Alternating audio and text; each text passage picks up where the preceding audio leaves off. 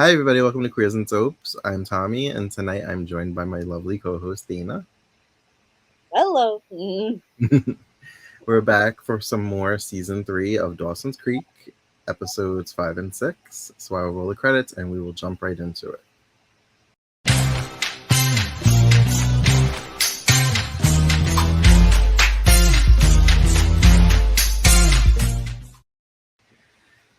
Okay, so episode 5 is titled Indian Summer, which I don't know if it's appropriate to say that anymore. Probably not. Yeah. So there's a heat wave in Cape Side. Yes. And we open in Dawson's room like we usually do. Only it's Pacey and Dawson who are sweating their asses off, trying to watch a film noir movie. Yeah. Everyone in this episode is incredibly wet, sweaty all times. And that's the only way they've been able to emphasize that it's hot where they are. Right. And Pacey's like, what happened to us? We had beautiful girlfriends, and now it's just the two of us, 16-year-old boys, on a Friday night hanging out together in your bedroom sweating. Oh my God. Yeah.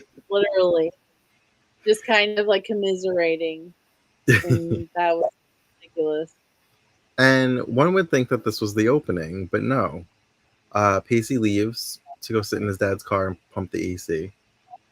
Mm-hmm. And Dawson's looking out the window and he sees a shadow and a light moving around in Jen's house. So he calls 911 and says that there's a possible break-in happening. Yeah. Still not the end of the opening. I felt like this was the longest opening ever. Because then after he calls 911, Dawson then goes over there to inspect it himself. Why would you do that? Mm-hmm. They could have a gun. Because he's a literal idiot.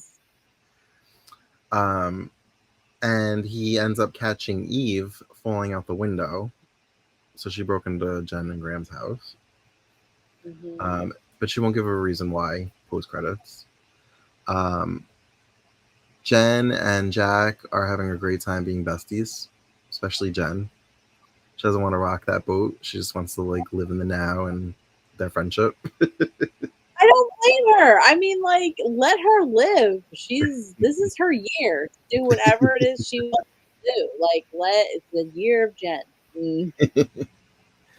I think Jack's a little concerned that she's completely shut off to ever dating ever again. Do you think he kind of thinks like she's gonna look at him as like her boyfriend, even though they don't have sex? Because they'll just spend all their time together and they'll just be like a surrogate boyfriend girlfriend relationship. Okay, so like in the show New Girl, they call this like an emotional fluffer, like that Jack is fulfilling her emotional needs. So like a boyfriend, but is safe because it has nothing to do with like any physical intimacy. It's just emotional intimacy. So like maybe this was like, so this is 99. So like this is probably a little bit before its time where it got like a, name of like what it really is, but that could be it. But at the same time, I believe Jen when she says like she just wants a guy friend, like a legitimate guy friend with no other strings attached, that just wants to be her friend. That's it. Has nothing else to do with it. And it's kind of like, I get that. I totally get it. And she feels safe with him, so like, why again rock the boat? Like I said. Joey's boss at the, I guess, boat gas station that she works at, continues to be problematic. Super problematic. Still very like inappropriately flirty with her, and I think she even says, "Oh, we've reached the harassment part of the workday." Like she's used to him coming on to her. Yep. Which problem in itself, that it's something she expects to happen. Yes. She had a line where she said, "I need this job to support my sister and her son." Like, how is a 16-year-old supporting a household working part-time at a gas station? Well, I mean, 99. It's not like now. This is still technically pre-2000, so, maybe it was paying good, Who knows? I don't know about that. I feel like it was probably minimum wage. I don't know. Like to support a household, hard time. Her sister can't be doing nothing. Like let's say if they paid let's say the house is paid off or whatever. Let's just like throw that out there. They might not. They just paying utilities and like end of your taxes type situation. That's not that much. Not in the Well, that's not in true. the late 90s.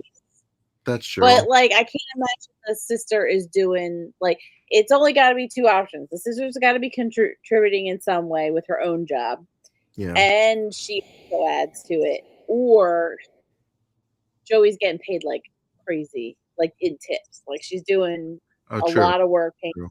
hours, making a lot in tips and for base pay, and that somehow is keeping them afloat, probably check to check, like like literal pennies. And they Uh, have the insurance claim in the episode. They talk about the insurance, so they are kind of True. living a little bit off the insurance claim on the restaurant. Restaurant, So. right? All right, so Mhm. maybe. All right, you talked me They're into staying afloat. This is not a long-term solution by any means. it. Right. So then fast forward, I think his name is Rob. Yeah. He has a date and he asks Joey to fill up his boat, and Andy's on the boat. I don't know why he feels the need, because he clearly looks older, so I'm assuming he's older, and I feel like they've given the intent Yes. that he's older because Joey makes a lot of like jailbait and prison jokes with him. So like, Yeah. Well, Andy eventually says that he was friends with her brother in college. right, So he's definitely older for sure. At least in his 20s for sure. right. So Andy met him or ran into him at the country club that she went to with her dad. Mm-hmm. So he ends up inappropriately putting money, like a tip money, in Joey's shirt pocket where Yeah. her boob would be. Inappropriate. Yeah. So she takes So it, good. gives it back to him, and is like, use it for your bail money. Like, Her ability to like combat his like inappropriate comments every single time without like just going leave me alone, you know what I mean? Like just being able to like just sing him back each time. I'm just like, yes, girl, get it. she tries to warn Andy that he's smarmy and Yeah. probably not safe. But Andy's just like, Yeah. no, I know him. He's great. Like, we're just gonna have fun. Like, whatever.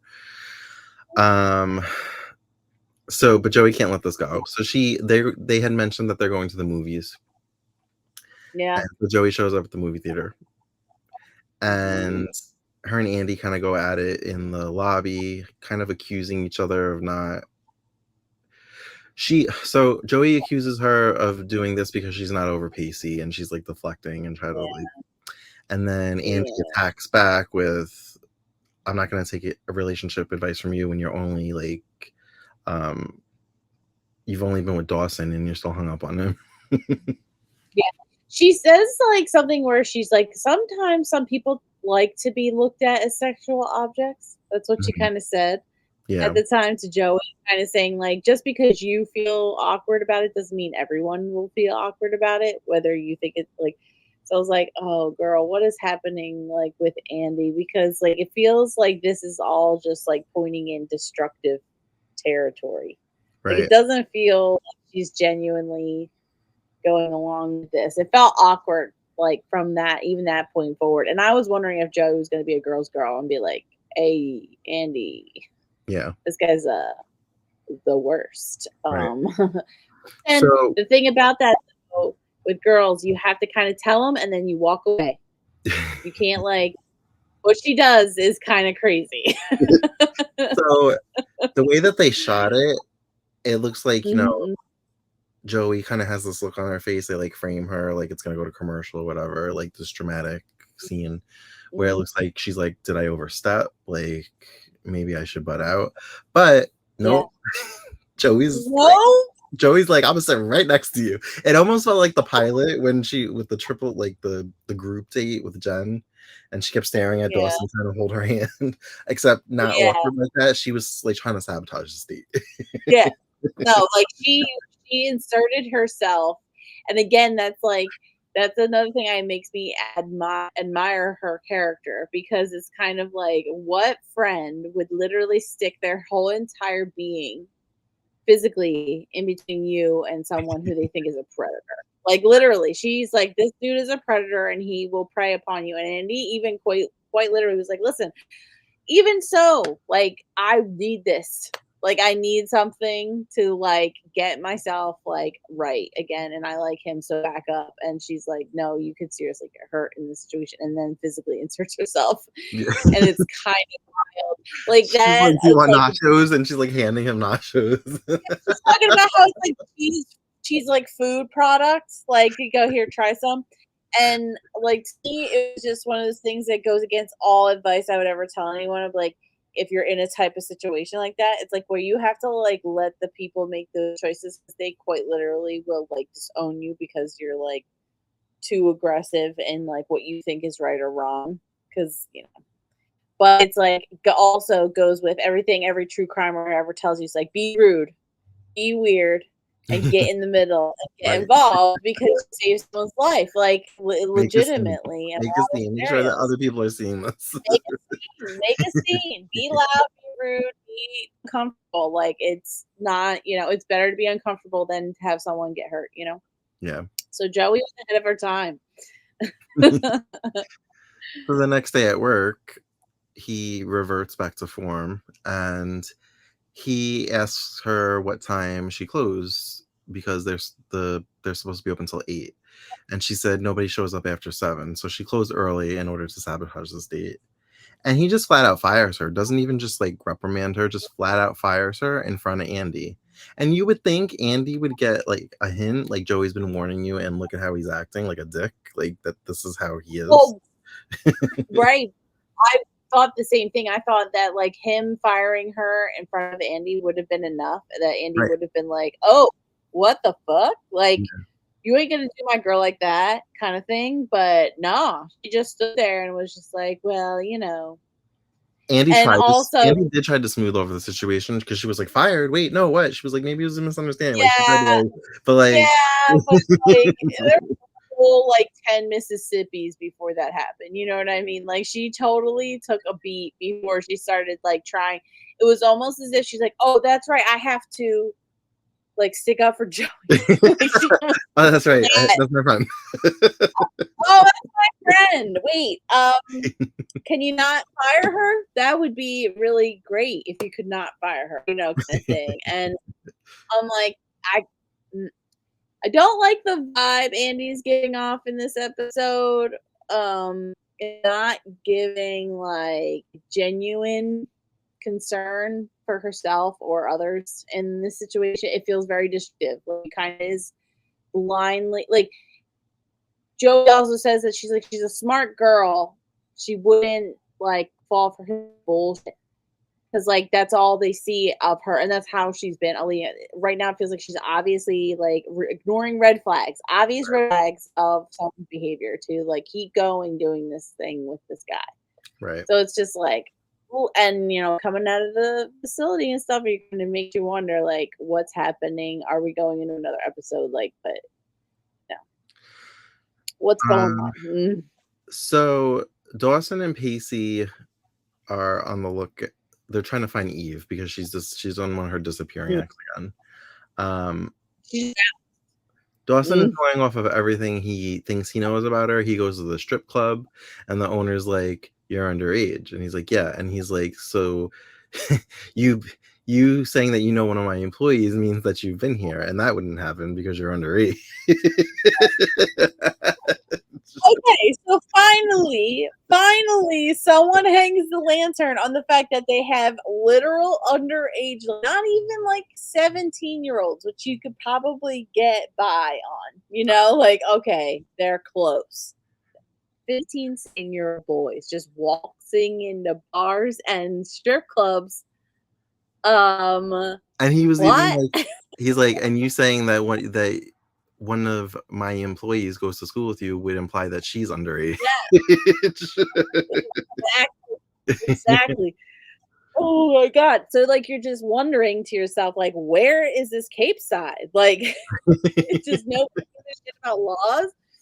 But so now I'm thinking, like, did she not work there? Was she just stalking Dawson and pretending to work there? Like, I don't get Well, I mean, like, at this point, you're thinking she's a ghost, and uh, Dawson is going crazy and hallucinated her And also, leading up to this.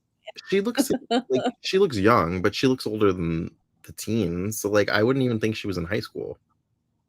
No, So I no. don't I know would why say he she's of thought. the same age as Rob, in my opinion. I would think her and Rob are of the same age in a weird Yeah. way. So between him thinking that she worked at a strip club, him meeting her on a bus, so clearly she's not from Cape Side. I don't know why he would think she would be a student at Cape Side High. I just don't understand that. Because she came into the that she was at the house at the high school. She showed up in the hallways, just walked in. She was in the school, and she was even in backstage. Remember when they got caught making out Yeah, but because of like the screen? I would have just assumed she So was here stalking you. Like I'm just saying, like, if she didn't go to the school somehow, she definitely just walked in again. Like, okay, and this is post. This is also this is pre mass shootings, but like post Columbine, like Mhm. people can't walk into school unless they actually go there. And Right. she did tell him. She told him straight, like, "Oh, I go here. I'm a senior. I transferred." Blah blah blah. And that's Oh, I it. don't You're kind remember of that. like, she does actually say, she says it very like flippantly. She did it. She fed him like small pieces of information as like, "What the hell's going on, dude?" And Did you catch her line that was like a nod to her Sweet Valley High show? yes, It's like you're just going yes, for like yes. Sweet Valley I High went, actress. I was like, I see what you did. oh, she just referenced her own show. Oh my god. But yeah, she just absolutely, again, she's still so heavy-handed. Like, I don't know if it's the actress or the writing, but it's or both. But it's like she just is coming in and just is like always layering it on. Like, wink, wink. Oh, I'm mysterious. Wink, wink, wink. Nobody knows anything about me. So Pacey's brother Doug is back recurring, I guess, because he's in this episode. And Dawson asks him advice about like staking somebody out. And he basically is like, Mhm. everybody has to wash clothes at some point. He's like, so I would start with the laundromat. So Dawson's just like sitting across the street from a laundromat waiting for her to like go in. You know what I said after he said that? I was like, or they could be in an apartment with a washer dryer Right. I thought that hookup. too. I was like, are we just assuming everybody doesn't have a washer dryer? Like, also, like, the hotel has like, if you're staying at a hotel, like, sometimes they have laundry services, so they don't actually have to go to a laundromat.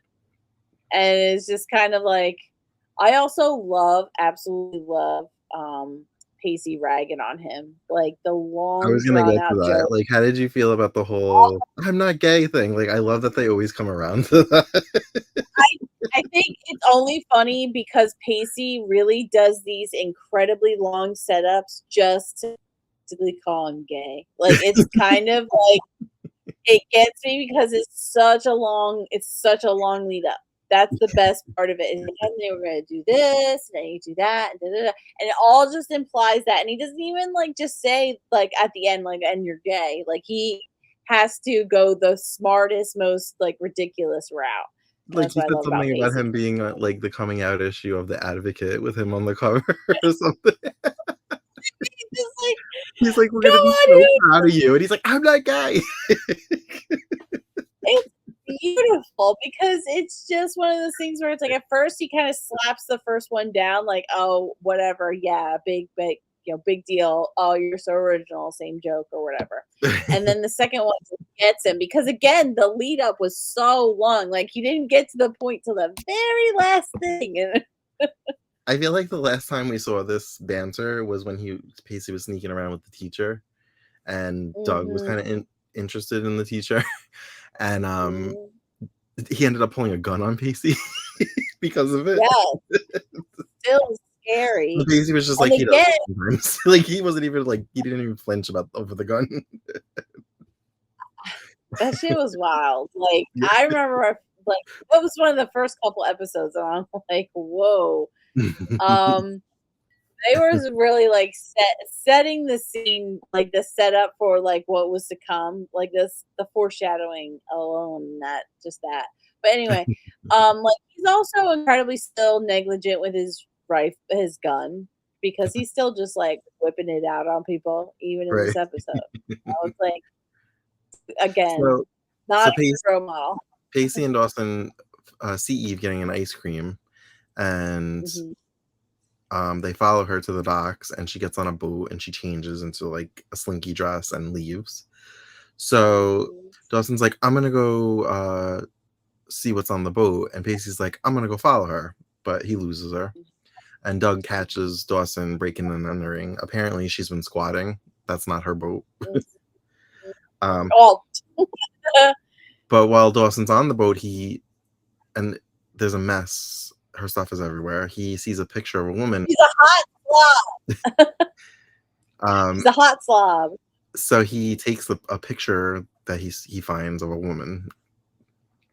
Um, I don't know if she knew Pacey was following her and that's why she lost him, because later on she's like in Dawson's bedroom and she's like, give me back my picture. How do you know he has your picture? Like, did you know they were following you? Why do you I assume think it's him that has your picture? they, I'm sorry, but they weren't doing that good of a job tailing her. Like, they They were were. just slowly hiding behind and then doing like this thing. So do you And think it the silhouette of like her changing was for them? Like it was a show that she was putting on? absolutely it was. Absolutely it was. 1000%. Like there's no way that she didn't know they were following her. I think she clocked them the minute she got her popsicle and just kind of walked them around. Walked them around town and then walked them to their boat because she's like, I'm leaving, so what does it matter? Might as well just let the cat out of the bag, right? And I think what happened is that she like walked away thinking that they were just gonna follow her and then probably didn't anticipate the split up and then lost Pacey just to double back and probably caught Dawson getting arrested by Doug. So she knew he was in the boat probably and then went to go check, what's Okay. missing, the Yeah. precious, Okay. you know.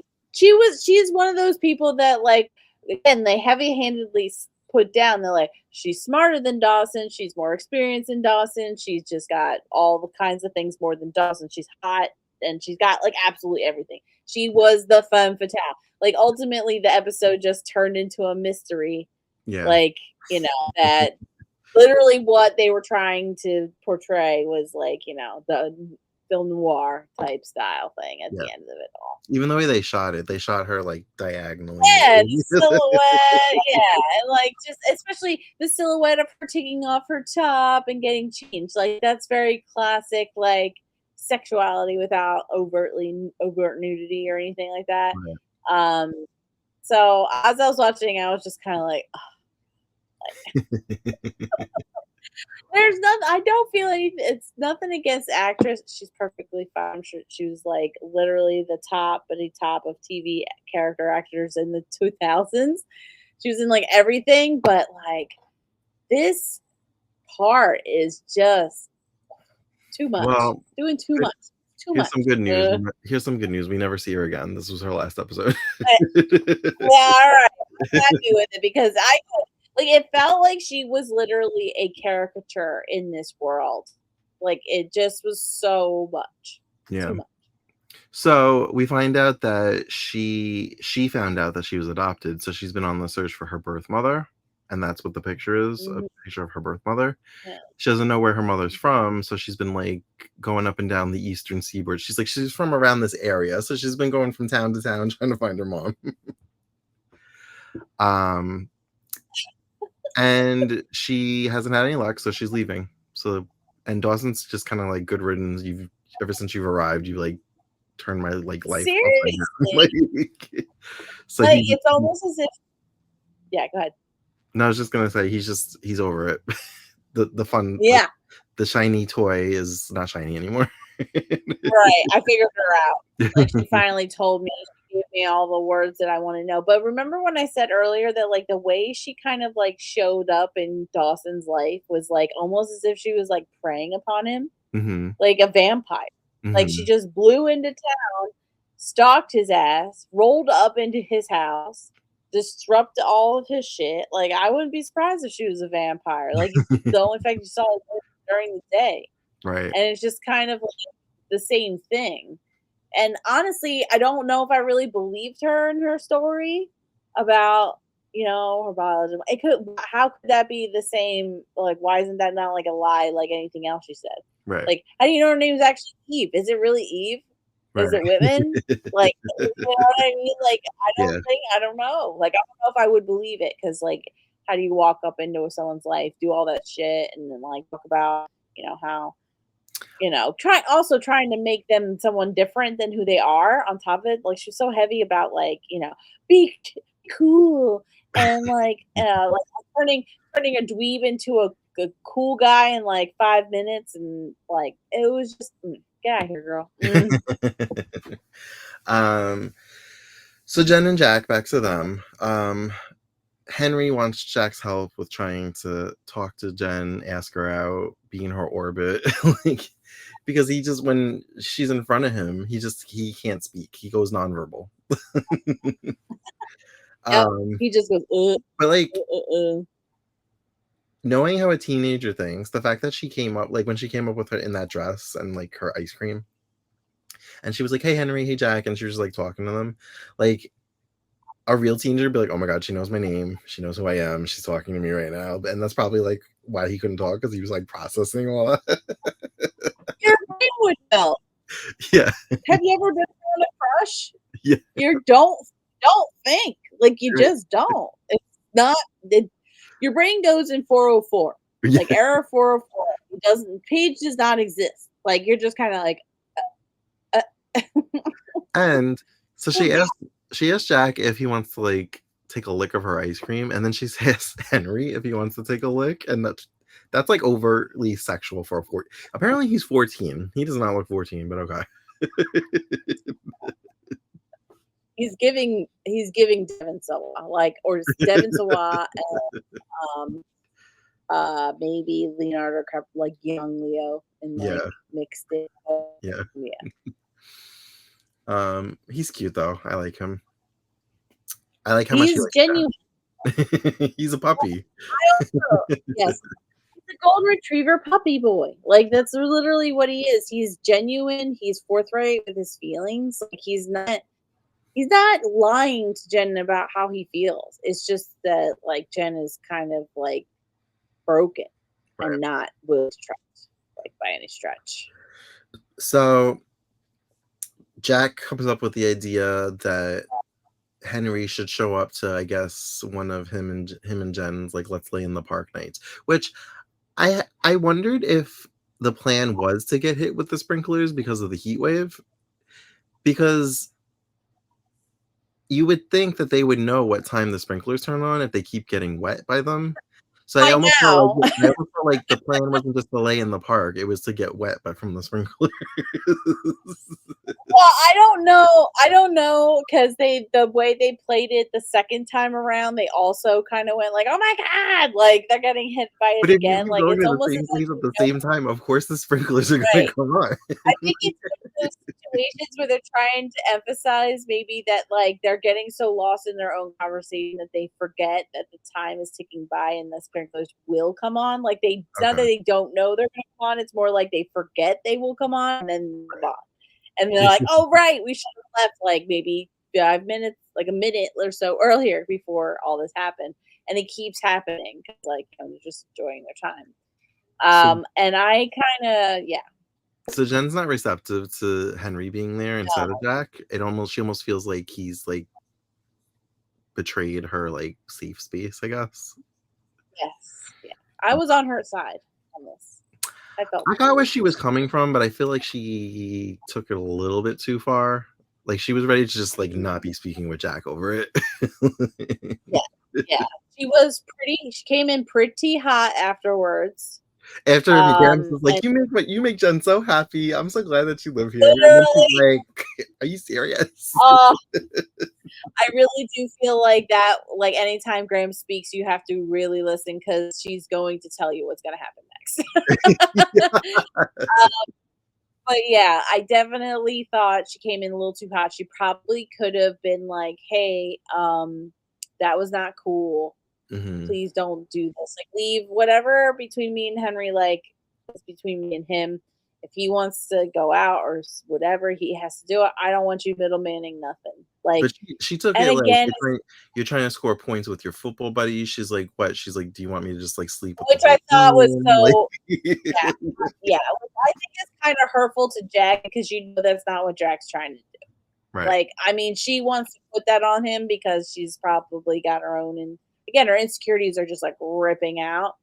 But I did understand really what she was coming from because it's, again, it's not his business. It's not his business to insert himself. He's fully aware of how she felt about it. They had a conversation a few nights before that. She said she didn't want a relationship. She wanted one. She would get one, kind of thing. And she's just happy with the way things are. And then he thought he knew better than she did, which is really insulting, you know? Well, she said to Henry, she's like, next time you want to go on a date with somebody, she's like, you might try asking them first. It's a consensual act, I think. She says, like, you know, you need to get consent of the person that you're going on a date with. And again, that was like, I'm with you, girl. Like, yes, 110%. This boy needs to be taught. Like, he doesn't know what he's doing. And that's probably why she didn't really rip him a complete new one and saved all of her anger for Jack, because Jack knows better. That's really what it comes down to. So I love how mature she pointed the daggers exactly where they needed to go, because poor Henry didn't know what he was doing. He was going on with whatever. And Jack needed to hear it because, again, it's, who is he? Like, yes, they're friends, and sure, he wants her best interest, but, like, it's her life. So, like, he would not appreciate saying, I would imagine. So they end up making up. He tells her like that was not his intent. He's just saying, you know, Henry's a nice guy and he really likes you, like. And then they get into like how he thinks like he'll never have a love life, and she assures him he will, because he's like, look at where we live, we're in Cape Side. He's like, I'm the one gay guy. And I was waiting for her to be like, do you really think you're the only one? But she didn't go there. I thought that's where she might go, but she didn't. Yeah. Well, he probably definitely feels that's definitely. Oh yeah, I felt that, even though my best friend was gay, like literally overtly. Yeah. Like, I'm like, I'm the only one. And like, I'm sure at one point or another that was like, you know, when they were ready, that's when they were going to let you know, like, probably, I don't know. It's everybody's own journey, you know? Yeah. Plus it was the 90s. It was the 1900s. Yeah. It was a different time. They did have an point to say 99 a couple times through these two sets. So like, we're on the beginning stages of, so we're September-ish of 99. Mm-hmm. So it's kind of like we're getting into that Y2K era.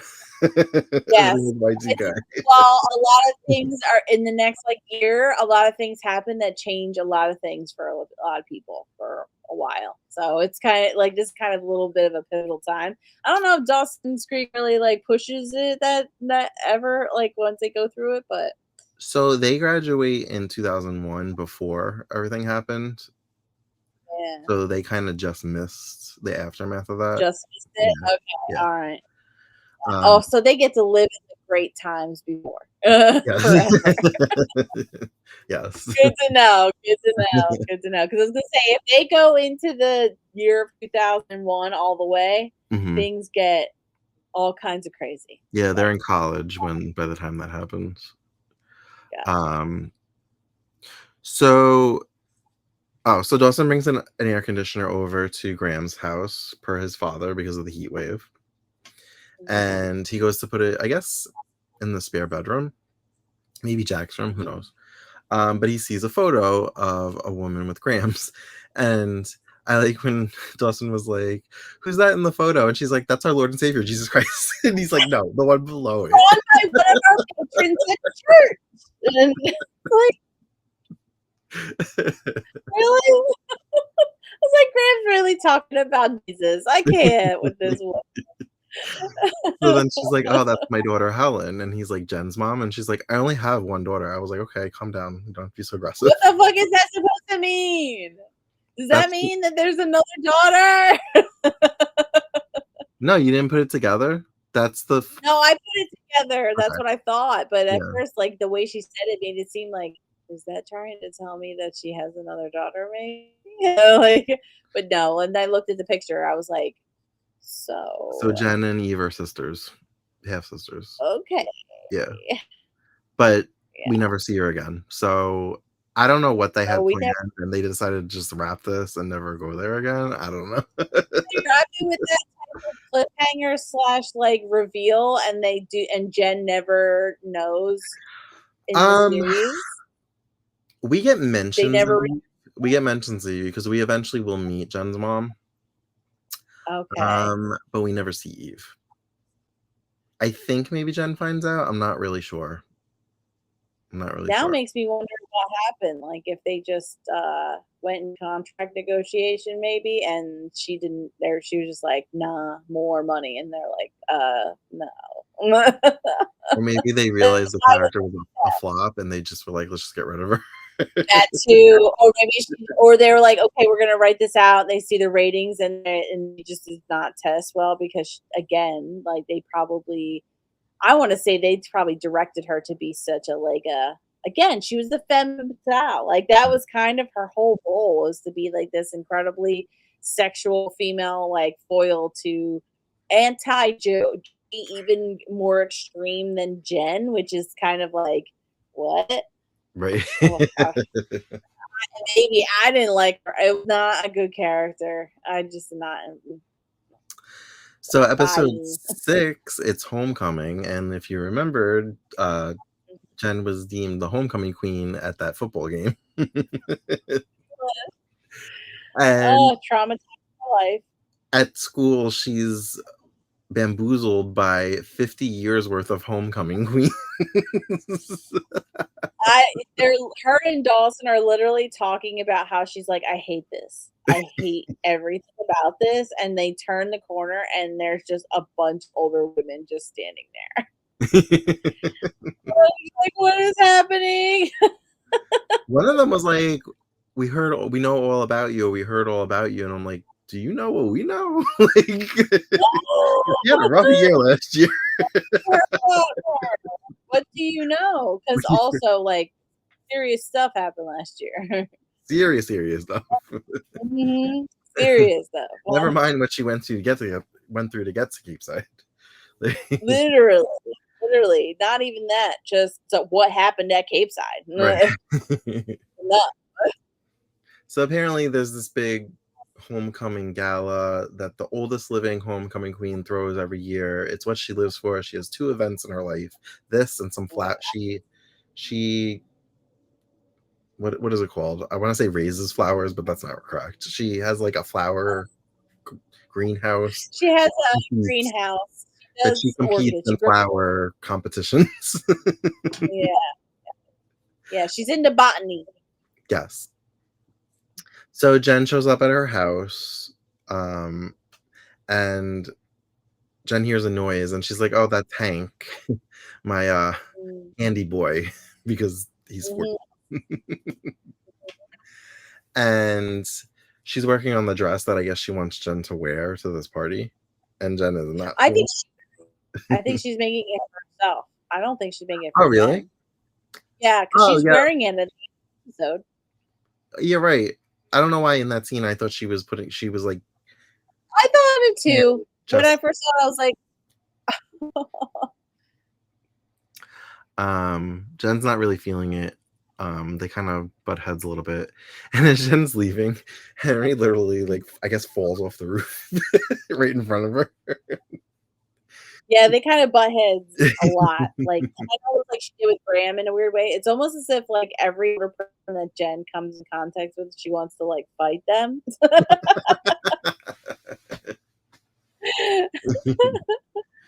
So Henry brings her into the greenhouse, shows her all the plants, and he like tells her like some of them have suggestive names, and one of them she's like, "Oh, I think you just made me blush," and he's like, "I'm sorry," and she's like, "No."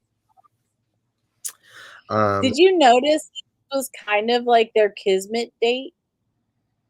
like they tried to make like a date happen, quote unquote, but this one is like actually a date like that accidentally happened. Like he happened to Yeah. be there and she also happened to be there. I thought Yeah. that was kind of cute. I was like, oh, so Jack kind of like being without you know what I mean? The false start was like leads to this situation. I was like, oh, how fun.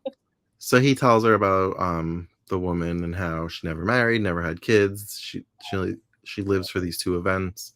So Jen feels bad and she decides she's gonna give it another go. Yeah. She wants Henry to be her date. So he's like over the moon about that.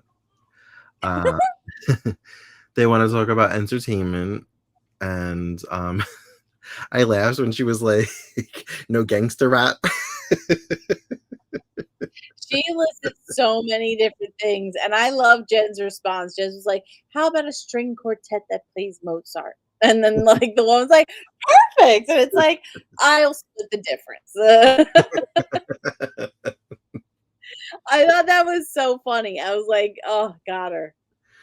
um, they end up showing up in like a weird, like Shakespearean Romeo and Juliet esque costume, I guess. Yeah, Jen's hair is yeah. really like messy, and her outfit's very flowy, and Henry's Mhm. wearing a flowy shirt. Got the Um, puffy, like the frilly front of the shirt, like it's mhm. all a bunch of frills. Yeah. She's not happy about that outfit, but Jen's like, too bad. No, And she demands. Jen's brought her own entertainment. She brought a group of drag queens with her. That's right. They were great performers. I wish I recognized them. I would have loved if it was RuPaul. Can you imagine? I'd be like, RuPaul's on Dawson's Creek. I can't believe it. And we see, Oh, even though the old woman's like looks like she's freaking out, we see her tapping her foot under the table. She's having a good time. I mean, Jen called it. She said, she's like, listen, either way, you're a homecoming queen or a drag queen. We're all just people dressed up like someone who, we're not supposed to be or something along those lines. So I was like, yeah, it's true. Just like RuPaul says, like, we're all born naked and the rest is drag. That's what she says. So Gail and Dawson are there because Gail's home. Um,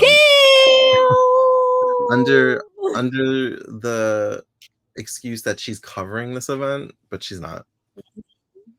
We find out She from one of lied. the bitchy socialite women that she was fired because she's too old, so she doesn't have that job in Philly No, yeah, Billy. anymore.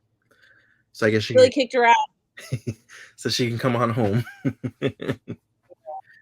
um, Oh, I liked that Dawson was like, you need to tell dad, and she's like, oh, she's like, he's gonna want to fix it. She's like, and then she's like, we might become friends, and he was like, oh, God forbid you guys become friends. mhm. The way she was describing it, like, oh, it's a slippery slope with me and your father. Like, as soon as he's like nice to me, I fall back in love with him. Basically, that's what I liked when she mentioned bringing Dawson to this. She was like, "Oh yeah," she's like, "I got outfits for us to go to this event." And he's like, "Why did you look at me crazy?" when he's like, "When you said us," he's like me and you yeah, us. he's like, you have a lazy eye because you looked at me when you said you need you to Us. going to this event, like us. I was like, no. And Oh, Mitch kind of gets that. Oh, like right, we're not together, so I'm just gonna lead this conversation. now they better not be toying with me now, like, because I would love for Mitch and Gail to get back together. That would make Really, me happy. Yeah, really. I don't know. I think you know what? Believe me, Gail did not play her cards right, like at all. But at the same time, like, legitimately thought like that they were good together, and I think she cared, and I think he also cared. It's just again, it's the trust. It's always about trust. And I Right, think if Mitch can actually trust her and get over it, then they could be together. right. But So, we'll see. the old woman says to Jen that she could tell that Henry's like over the moon about her. All he does is talk about Jen. And she's like, I Mhm. suspect the feeling's not mutual. And Oh. I guess she was like, I had a beau once. Oh, yeah, this one guy. Yeah, so she Oh, apparently was with some guy who asked her to marry him. They were together for a little bit, and then he like ran off with some woman that like sold him a Chevy or yeah, something. And I guess she was so he strung her brokenhearted that she never dated again. he strung her along for a long period of time, and that was kinda like the point that she Yeah, was trying to make. She's like, "Listen, if you don't like him, you have to kinda but be gentle about it. yeah. Don't destroy him." Like, So Jen and Henry go into the greenhouse, and she tries to like tell him that they can't date. yeah, She's like, there's 2 year difference, and he's like, that doesn't mean anything. He's like, that's nothing. She's like, at this age, it's a big difference, and it is because you grow so it much. is. Um, Yeah, especially now that we know he's 14. I was like, yeah. ew. Well, it was one of those situations, like, everything she said in that speech is 100% true. Like, yeah, sure, like 2 years isn't like once you're beyond like the high school, but like you should have someone doing it with you. Like Yeah, be and there she's with like you. going And be through what you're going through with you. Like, yeah, like and not like coach like I also I get like in a way, like who wants to coach like him through all of it and go through all of it again? Like her time during that time was traumatizing. She doesn't want to go back, you know? Jen Like almost I seems totally like Jen feels like she's like a 40-year-old now. Like she just feels like I'm tired. I did all the things. Leave me alone. I did everything. I don't yes. want to do it again. And honestly, she should feel that way though. Like if you think about it, like she witnessed one of her friends literally drowning to death, Hmm. you know, drink enough for a full grown adult men like on a regular. Uh-huh. And not only that, just like the trauma with her own parents, plus like the drama with Dawson when she first rolled in. Like it was too much. Right. And the death of her grandfather, like it was just she did not catch a break from season one to literally now. This is her time. This is The Jen's season of Jen. Jen, season of Jen, the year of Jen. And honestly, she deserves to have this cute, young, like head over heels puppy over her, like driving her crazy. I love it. And she deserves it. All the positive attention. She deserves to be loved. That's really what it is. So she said your heart's gonna break 100 times before you like meet the right one or whatever. And he had this really sad, cute line where he was like, "Remember what you said about my heart breaking 100 times? I guess this is number one." I was like, "Oh, I felt bad for him." He- I feel bad for him too because like you want to like just give him a chance. He's just gonna love you. You feel you know because he's a puppy. He's a puppy. He genuinely loves her like he does. But she is also correct Well, that he life said, is so I'm in love with you, and she's like, "You're not in love with me." She's like, "You don't even know you me." don't. Yeah, like and she's right. Like, since don't know each other. Like he is in love with her because his hormones are screaming at him that he's in love with her because he's feeling so many feelings and they Yeah, real and they are real. yeah, It's just that they're fleeting. And right. Jen knows this. That like they could come and they will go. And it's kind of like I feel like almost in a way she's like, if you feel that I wish she would have said this, like if you feel the same way you feel about me now in like a few years, you will find me and we could talk then. Like, but right now, I can't trust the hormones that are raging in your body. Right. It's just not. She's also raging hormonal too. She's not like that young. She's a junior. They're juniors now, aren't they? Or are they? Yeah, Yeah, they're or are they juniors. sophomores? But like I Yeah, said, they're juniors. Jen's like a 40-year-old. She's done everything. She's already taking her estrogen pills. She's premenopausal. No, like she's still doing her own thing too, and it's kind of like I think she's just figuring out who she is, and the probably a hesitation of getting into a relationship feels like that's stopping like her progress of like knowing herself. Right. And in a sense, that does happen because you like bring on another person's personality. So like I feel like Jen is making the right choices. She's doing the right thing. It's a season of Jen. Season of Jen. So, Pacey's helping Joey and Bessie build an extension to their house. Apparently, they're trying to make a bed and breakfast out of their house using the insurance money from the restaurant. And Joey mentions that she got fired, and he wants to know why. And she says that a friend of hers went on a date with him. She tells him the situation. She doesn't say it's Andy. And he's Very like, vague. She goes, he's like, who's your friend? And she was like, you don't know her. And he's like, okay. And then when she looks at him, she doesn't even have to say. He's like, it's Andy. Yeah. So then Andy is like pissed that she told him, and it's almost like he pried it out of me. Like I didn't tell him on purpose. Well, the whole thing is like once you break, that's the thing is the story never should have been brought up to begin with. Like that's how you don't walk yourself right into like that question because ultimately Pacey was going to ask like, who are you talking about? Right. There was no way she was going to get out of that. So I thought we were done. I thought we were done with Rob. I think maybe after this episode we're done with him. He doesn't stick around long, so please, we're done. Please. Andy's still dating him, and I'm like, why? Okay. Go ahead. I don't know what they're doing. Don't know what they're doing. They're trying to put my girl in her villain era, and I don't want this to be the case. Like, not making good choices, like not good ones, ignoring obvious shit, and I don't like it. Stop writing her this way. So Andy goes to a party with him, and then she ends up calling Joey, crying, and Pacey's with her, so they both go. And she says that they went up to a bedroom, they were kissing. She says she said no multiple times, and he still tried to take her shirt off. So now Pacey's like, is he in that house? And Pacey goes in, finds him, and punches him. Were we shocked? Were we shocked this outcome? And the guy is like, I never touched her. And I'm like, that's a typical response. So I'm just going to let that be. They end up taking Andy to Joey's, I guess, and calming her down. Joey's like, you need to go to the police. And she's like, I don't want to go to the police. Nothing really happened. She's like, I stopped it before anything could happen. Pacey ends up taking her to that boat that he's working on, True Love. And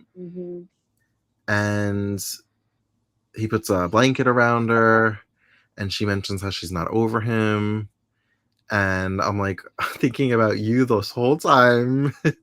Like, did you think they were gonna kiss? Did you think they were gonna kiss? Well, so for a second there, I was like, "Is this how they end up back together?"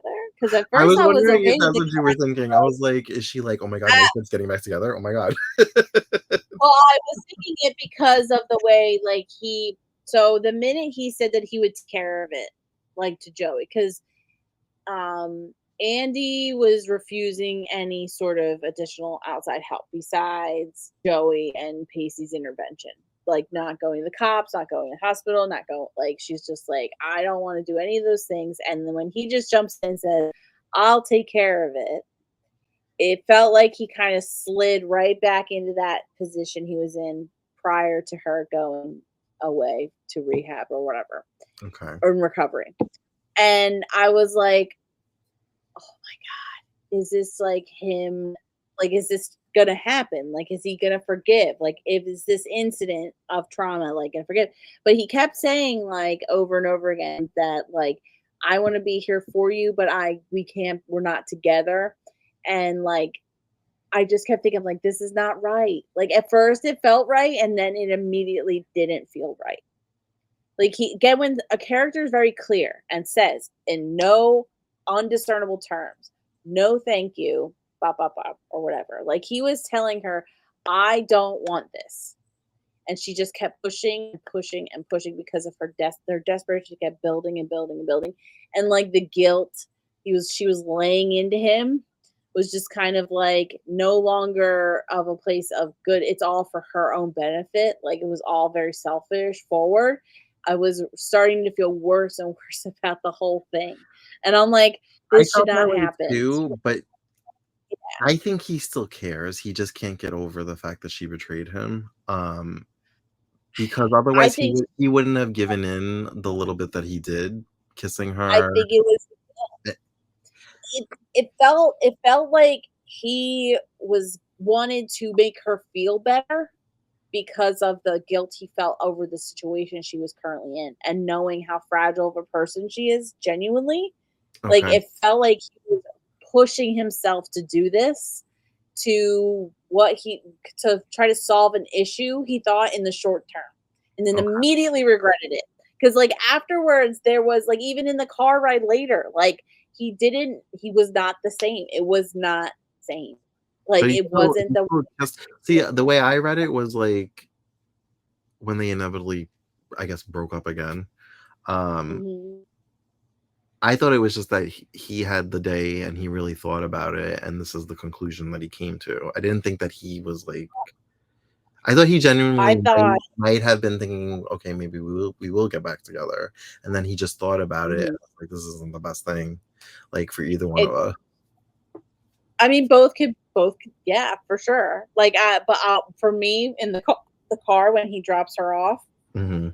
and she's just kinda, like, just trying to roll right back into the way they were, like Yeah. nothing ever happened, and he was very, like, hesitant and, like, not affirming, like, in a lot of what he was saying, made me think, "Oh, he regretted this, like, the minute it happened." Like, he didn't want to do this, like, all the way from the beginning, and it kinda, like, weirdly, like, if they're I don't know, maybe I could be reading too far into it, like, the consent aspect of the whole episode felt very, like, not there like on a lot of ends. I Like was just, like, she's saying that she imagining you sobbing, like, thinking that they were getting back together and then them breaking up again, and you're like, "Why are it they was doing like a flash. this to me?" I will say it was a flash. It felt like a flash of moment, like the scene when like you could see them, she has the blanket on her and they're standing on the boat and they're facing each other talking. I literally thought of this like, oh my God, this is gonna happen. Like they're gonna put them back together. Finally, they could be happy. And then like as the conversation progressed, became less and less about that and more about like Andy is getting more and more desperate as the conversation goes on. And it continues on because she knows like later on that it's just not going anywhere Right. as things start to fall apart around her. So it's kind of like it was like a mirage. Like as you got closer up on it, it wasn't real like what you were seeing. It's what you wanted to see. They got me for like a hot minute. So Rob ends up showing at Joey's house, like, trying to defend himself, saying that nothing happened. And Joey doesn't believe him, but his denial puts the doubt in her mind. And Yeah. I don't know. What did you take away from this? Do you think Andy set this whole situation up to get to Pacey? Because she Well, said to Joey I later will on, "I'm a person that does what she needs to do to get what she wants." And at first I and was she thinking, already I'm like, has "Yes." And I'm like, did she said she didn't cry wolf. I'm like, but did she call Joey knowing Pacey would be there and that he would come to her? Like, I don't always it's very true. icky, and I I mean, did think I was like, she really is this is her yeah, villain arc if this is true. right. So, like, to be honest, like, if I'm trying to think about it from like, what do we know about Andy Like, so I don't wanna far? blame the victim. Right. Well, what I'm trying to say is like the rest, what they told us through the season from season episode 1 of this season. We're just gonna take Andy now because Andy is not the same as she was per season prior. Uh-huh. So Andy now is someone who we have been realized who cheated on Pacey Mhm. and have stolen the PSAT Mhm. form and used it Mhm. to get ahead already. Mhm. And she has already seemed manic leading up to this. Like when she sees Joey in the boat, she's having a good time. She's ignoring all these red flags on purpose. Like the whole episode before this was just her blatantly like disregarding Joey and everything that she has to say, even leading up to like the scene where they're in the lunchroom And Joey's like telling her, like, there's gonna be a big fat I told you so. If you like him, then go and do whatever thing, but know that he is going to hurt you or something's going to happen. And that's that. And Andy's also says, like, even though I didn't do anything wrong, I feel as though she's just being kind of very like, nothing is on me, not taking any responsibility. Even in the argument with Pacey at the end of everything, she just said, like, all I did was sleep with someone else 6 months ago. Like, get over it. Be with me. And it's kind of like, what? Right. Like, can't just get over it and be with you. Like, that's not it. And so a part of me does believe that she may know that Rob is a creep, lead it on to the situation. Like, unfortunately, there have been cases where people have done that before, but also at the same time, I'm very inclined that Rob is also still a creep. Right. Like, you know, like, just because she walks someone up to the stairs, says she wants to do everything, and it will literally come down to where his stuff is out and your stuff's out, and she says no, that's it. Right. End of the road, buddy. And that's all it takes. And if he overstepped and then she freaks out, that could legitimately happen. Right. And this could all be something like, and at the same time, she could have still have been trying to do it to get Pacey back. Both can be true. It's kind of what I'm saying. Both could have been in a situation where she's been sexually assaulted and try to get Pacey back while using the sexual assault as leverage. Like, both can happen. Or she could have been making out with him and freaked out because she was making out with somebody that was not Pacey because she wants Pacey back. And then called Joey, and then Pacey was there, and she decided to use the situation to her advantage. It could have been all opportunity. Like, sometimes it feels like a lot of it is opportunistic crimes. Like, oh, she didn't go out and get the PSAT test. She just presented it to her, and then she took it. Like, same thing with, like, if Rob showed up and was being very flirtatious with her, making her feel good about herself, then maybe she had all the interior motives of, like, just to kind of get over Pacey, and it turned out this way. Mm-hmm. And Pacey seemed to care, and she just kind of rode that wave. I can see that too. I want to believe that's really what it is, because I don't want to think Annie's that conniving or premeditated in what she's trying to do. But they're really trying to make it vague. The writers are doing a very good job in making it a very ambiguous, like, reasoning as to, like, where Andy's head's at. Because it's kind of like, seems manic, but she's still, like, on like some level of reality. Right. Like, even after the end of the episode too. Like, you know what I mean? Like, after she finally, like, her and Pacey are, like, broken up, like, it's kind of over. Yeah. I think maybe she's come down, but I don't know, next episode we'll find out, like, if she actually is on her error. I really don't want her to be. Like, I think she's a wonderfully sweet girl, and I don't think it would also bode well with someone's mental illness or any sort of issues, like, you know, with their emotional states, to be the villain. That would suck. I don't think I would like that turn out for her. The episode ends with, like, a music montage. We see a sad Henry walking by himself. We see the old lady having drinks with the drag queens and Jen. Yes. Jack wasn't in this episode, which felt like a missed opportunity for him to not be at that party with It was them. a Dawson-ish. I think Dawson wasn't really in it either. Like, you know, he was in it because he was at the party with his mom, but, like, Jack wasn't in the episode. Yeah. I just don't think, like, Dawson wasn't in, like, the main storylines. It was, like, barely there. And I was like, oh, this is like almost a Dawson's Creek episode. Well, when the show becomes Joey's Creek in the college years, when she's, like, the center character, there are episodes that Dawson's not even in, like, at all. Joey's Creek. So yeah, those were the episodes. The next one is called Escape from Witch Island, which is kind of like a homage to the Blair Witch Project. So that's a little teaser for you. Footage. Oh.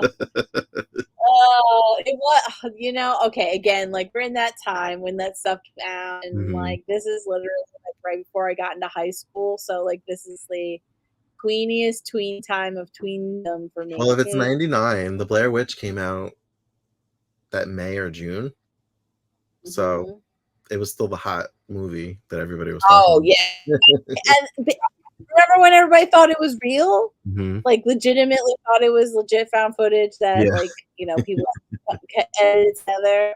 They had me as a kid. And Scream, isn't Scream coming out, or Scream's already come out by now? I know you did last summer. Yeah, the first two were out already.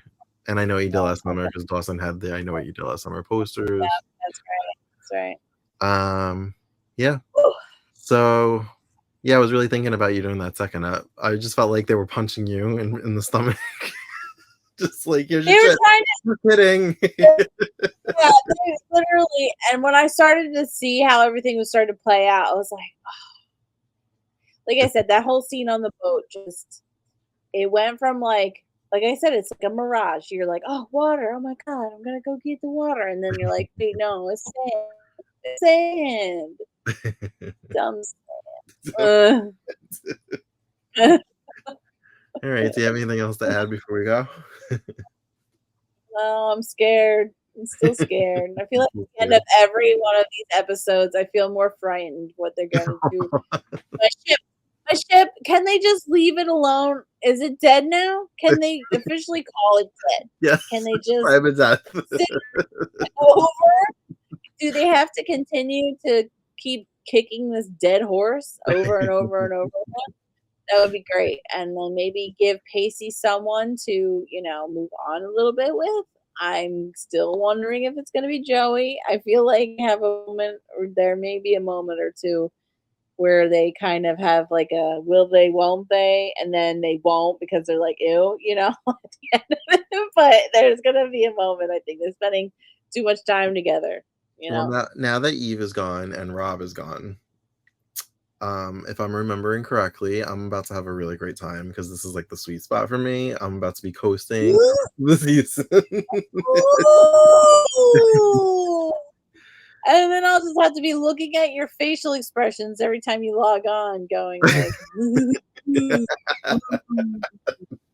sit there like this. So, yes, the next couple episodes, they will be delightful for me. Yes, thank you. We'll watch Dana squirm. Wonder why this and signed up for this to watch this I with mean, I me. personally think it's all good things, so I don't think you need to be nervous. Do we believe him? Put down in the comments. Do you believe, Tommy, that there's only good things coming? That only happiness allows me? I And don't think butterflies. so. I think he's like they're just gonna beat over Andy and Steve's relationship for the next 7 episodes straight. On that note, thank you for joining us for another edition of Dawson's Creek. As always, you can find us on all the socials at Queers and Soaps and on Patreon at Queers and Soaps. And until next time, have a great night. Bye.